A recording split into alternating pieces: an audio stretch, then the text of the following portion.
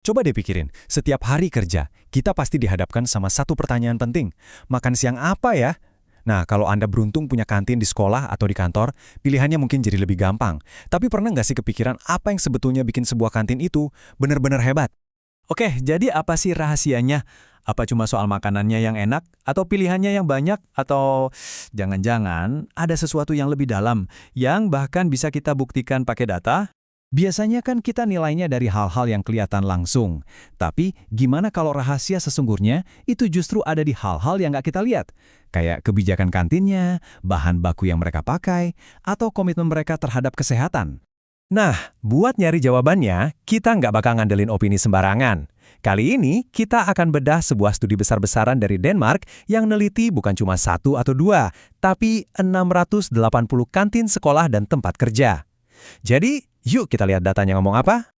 Oke, sebelum kita bisa nilai bagus atau jeleknya sebuah kantin, kita harus tahu dulu dong standarnya apa. Studi ini pakai 5 pedoman resmi dari pemerintah Denmark soal makanan sehat. Yuk kita lihat aturan mainnya. Aturannya tuh sebenarnya cukup jelas dan fokus banget ke keseimbangan. Coba kita bedah satu-satu ya. Pertama, sayur dan buah porsinya harus banyak, paling nggak sepertiga piring kita. Terus ikan wajib ada minimal seminggu sekali. Lalu ada batasannya nih, daging yang tinggi lemak dan biji-bijian olahan kayak nasi putih atau pasta putih itu masing-masing maksimal cuma boleh seminggu sekali.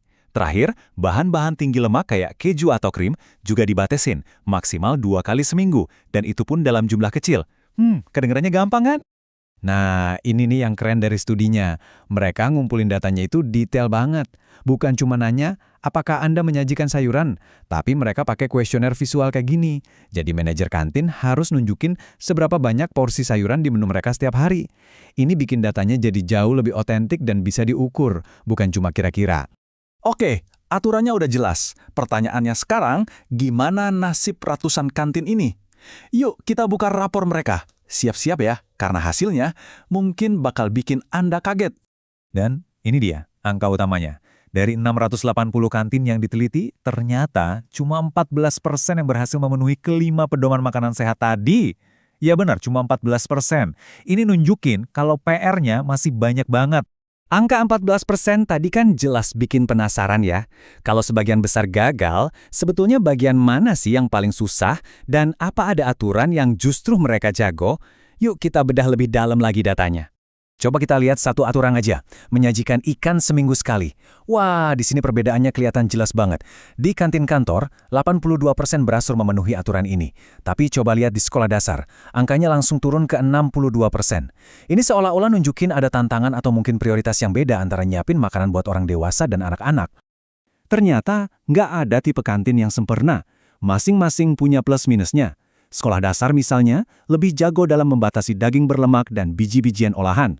Sebaliknya, kantin di tempat kerja jauh lebih baik dalam menyajikan ikan dan juga dalam memastikan porsi buah dan sayurnya cukup. Jadi intinya adalah, setiap jenis kantin punya kelebihan dan kekurangannya masing-masing. Nah, sekarang kita masuk ke bagian paling seru dari investigasi ini. Kalau cuma 14% yang berhasil, pasti ada sesuatu yang spesial dari mereka. Apa sih yang mereka lakukan secara berbeda? Apa bahan rahasia dari kantin-kantin terbaik ini? Yuk, kita fokus ke grup elit 14% tadi. Apa sih benang merah yang menghubungkan mereka semua? Apa karakteristik yang sama-sama mereka punya yang nggak dimiliki sama kantin-kantin lain?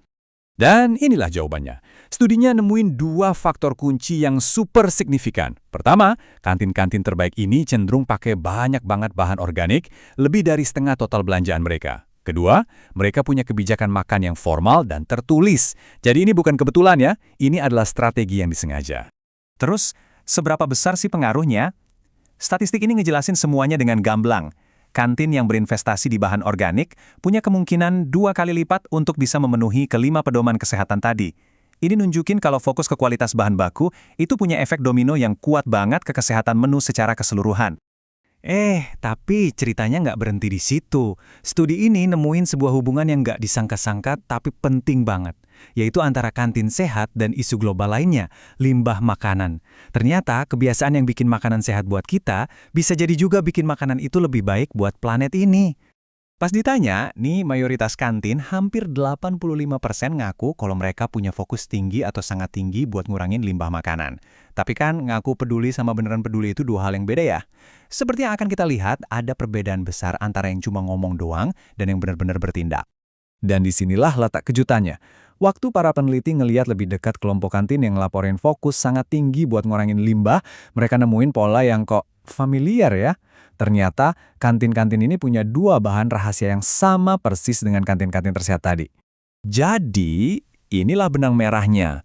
Penggunaan bahan organik yang tinggi dan adanya kebijakan makan yang tertulis itu nggak cuma jadi penanda menu yang lebih sehat, tapi juga jadi penanda komitmen tertinggi untuk mengurangi limbah makanan. Ternyata, kedua tujuan ini jalan beriringan. Terus, gimana caranya mereka ngelakuin itu? Strategi utamanya simpel tapi cerdas, mereka pinter banget manfaatin sisa makanan yang belum disajikan. Mereka juga fokus untuk mengoptimalkan bahan mentah. Misalnya, semua bagian sayuran dipakai, dan mereka bijak dengan cara menyajikan sedikit makanan di prasmanan, lalu diisi lagi kalau perlu. Oke, jadi apa nih pelajaran penting yang bisa kita ambil dari semuanya ini? Yuk kita satukan semua temuannya. Jadi, intinya begini, kantin yang hebat itu bukan karena hoki atau kebetulan, ada prosesnya. Semuanya dimulai dari sebuah strategi yang jelas dan tertulis. Strategi ini kemudian memandu pilihan input yang berkualitas, kayak bahan-bahan organik. Nah, gabungan keduanya ini yang akhirnya ngebangun sebuah budaya. Budaya yang secara alami menghargai kesehatan manusia, sekaligus kesehatan planet kita. Jadi, lain kali Anda makan siang, coba deh iseng-iseng perhatiin, apakah kantin Anda itu cuma sekedar menyajikan makanan, atau mereka sedang membangun sebuah budaya? Apakah mereka punya dua bahan rahasia itu, kebijakan yang jelas dan bahan baku berkualitas, untuk menciptakan masa depan yang lebih sehat bagi Anda dan bagi planet kita?